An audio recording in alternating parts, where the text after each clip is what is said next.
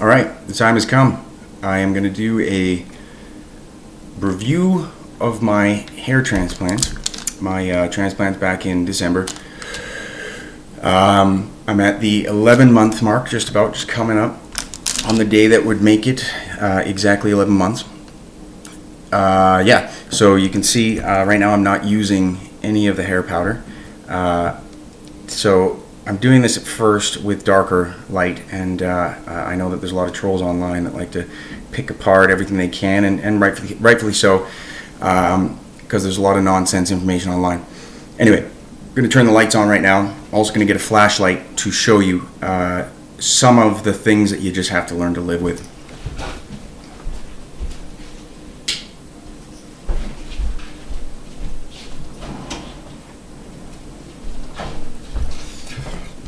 So, as you can see right now, you can kind of see probably it's a bit thin in there, and that's one of the things that you kind of have to accept.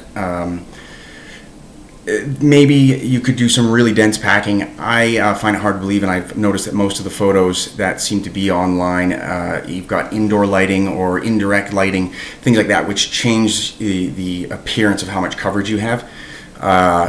Which is fine, because most of the time you're not in direct sunlight, and there's most of the time I'm indoors and stuff like that. And I guess it's one of those things. When I was extremely balding, it was I didn't like the way I looked at all times. It could be in the evening in the house, and I'd go into the bathroom to brush my teeth, and I just hated the way it was. It just looked like crap to me, right? So you kind of get this sort of it's a balance, essentially, right? And so if you look really closely, you can see that it's still thin, and granted, I still have maybe another 9 months of growth to look forward to.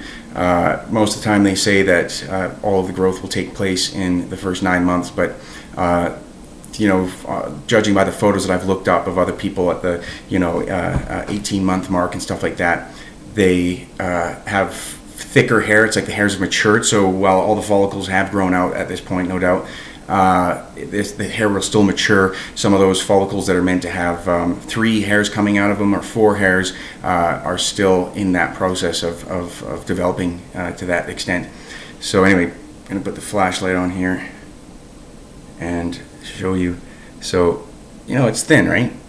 I don't think I'm going to get back my 18-year-old hairline, but it's much better than it was. It balances out my appearance, and yeah, so I don't know what else to say.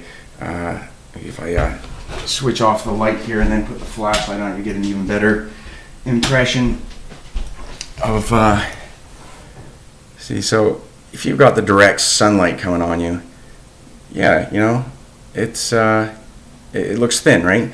But at least it's not all scattered and uneven and unhealthy, straggly looking hairs and stuff like that. And I would say that's more important than having thin hair. If your hair looks like it's sort of unhealthy and dying, it's kind of a bad feature to be representing.